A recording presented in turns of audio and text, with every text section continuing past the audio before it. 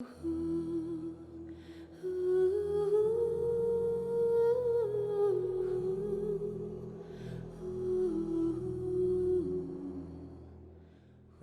what's up guys? My name is TheRetroDen and today I'm about to give you my first impressions on Genshin Impact. First of all, don't forget to drop a like down below and subscribe if you want more game reviews just like this one.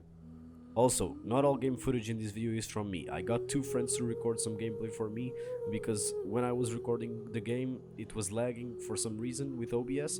Both of their channels will be in the description. Genshin Impact is an action JRPG by MiHoYo Studios based around the gacha style, released on the past 28th of September for Android, iOS, PC, PS4 and will futurely be released on Nintendo Switch. What is gacha, you ask? Gacha or gashapon is a monetization technique used in Japanese free-to-play games, which basically means it's anime FIFA packs, where you can get waifus and weapons ranging from 3 to 5 stars, although characters will always be 4 or 5 stars, which for me is already a con element of the game since it brings it closer to the pay-to-win mobile games we tend to stay away from when looking for a good experience. You start the game off with a cutscene of the supposed two main characters traveling between worlds when they come face to face with a god. After a brief fight, you get to pick your main character. They are both exactly the same, they are a 5-star sword character, and their only difference is the gender.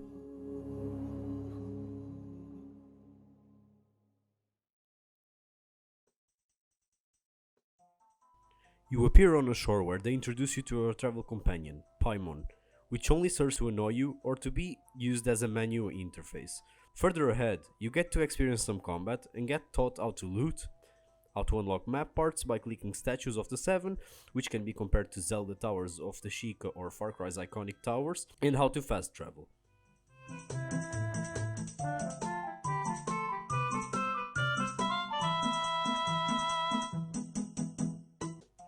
Proceeding, you get your first hints of lore when you see an enormous dragon fly by you and get introduced to Amber, which you get as a free character.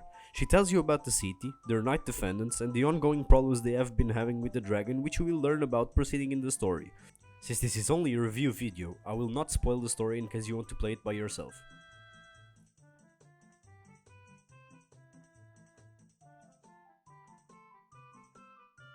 The gacha system comes in with the wish system. By doing activities such as quests, world encounters, defeating bosses and dungeons, you get primo gems, which you can use to buy fates, which can then be used to grant wishes.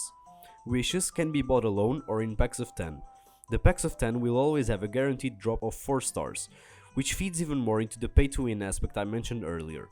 MiHoYo, for what I know, hasn't clarified these drop rates, but I have opened at least 50 wishes and am yet to get something that is 5 stars. Usually you get 3 stars repeated swords and bows, and maybe a character. You'll get enough characters for free to fill your team that will consist of 4 characters, but don't go in expecting to get something really OP.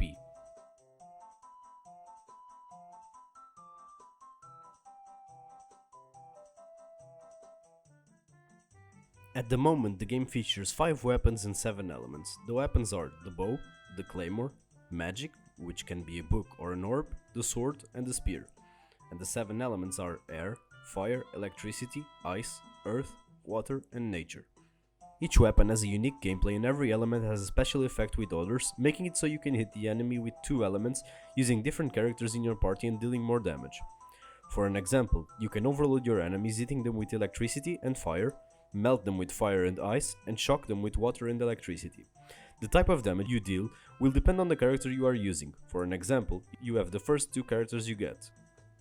Your first character is an air character with an ability that can charge air and blast a current throwing enemies away dealing decent damage, and an ultimate which is a tornado that carries away all enemies. Being an air character, both his abilities match with the type of damage the enemy has already been hit with to create an air of said element. For an example, if an enemy was hit with the fire, your tornado would deal air and fire damage. The character is also a sword user.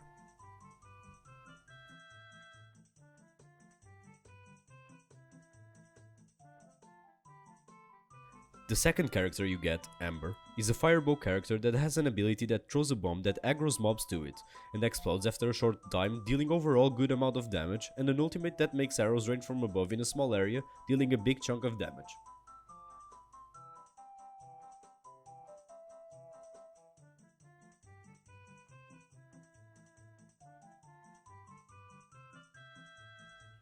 The combat in the game is, to be honest, nothing that special. As I previously mentioned, each character has a weapon and 2 abilities. Every weapon has 2 types of attacks, the light attack and the charge attack, which you can perform by clicking and or holding the left mouse button respectively. The bow has an aim button that makes it so you can deal more powerful shots. Each character also has 2 abilities, an E ability you can use with a short cooldown, and a Q or ultimate ability you need to charge with orbs you get from killing mobs or hitting your E ability. Overall, the combat is nothing to be excited about since it's really simple despite all the elemental shenanigans, since you only have to spam 3 buttons to kill the mobs and maybe dodge sometimes. The worst part about it, in my opinion, is the bow gameplay. The charge shot takes a little too long to charge and it's not satisfying at all. The aiming mechanic is clunky, and sometimes you don't even hit in the place you're aiming towards. In sum, it's a basic combat style that won't appeal to the more hardcore RPG players due to its mobile game similarities. The world is the complete opposite of the combat for a game that weighs only 12 GB, being amazingly and surprisingly well designed. It doesn't feel empty while you're exploring, having multiple enemy camps, puzzles and dungeons to make it so it's worth your time detouring from the main quests. The cities feel amazing with lots of places to visit and NPCs with unique dialogue and voice acting to make each one of them special. You only have 2 cities to visit at the time, Mondstadt and Liu, but the world in my opinion has a lot of room for future expansion to give more content for the players that stick with it. The one shady thing that caught my eye in what comes to the production of the game and the map is the crazy amount of similarities it has to Nintendo's Zelda Breath of the Wild, which anyone who has played it will notice since the beginning of the game. The ones I and everyone else can list are the enemy camps resembles the Bokoblin camps, the glider which is a dead-on copy of the one you get from Hyrule's King in the Great Plateau, the similarities between the dungeons and Zelda shrines, and the most shameless of all, the resemblance between the statue of the Seven and the statue of the goddess Hylia.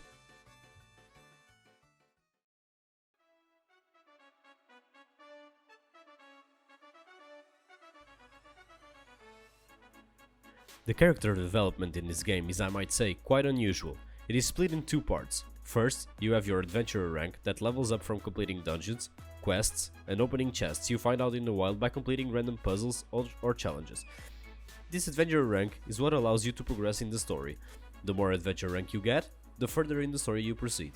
The other type of character development is where you level the characters. At first, each character is capped to level 20. You can get them to level 20 by using your gold or more and adventure cards you also get from opening chests. These cards can grant values ranging from 5000 to 20,000 EXP, and they are the correct way of leveling your characters since mob grinding is close to useless. Another thing that makes the game different from the usual grind genre that most RPGs prefer to use.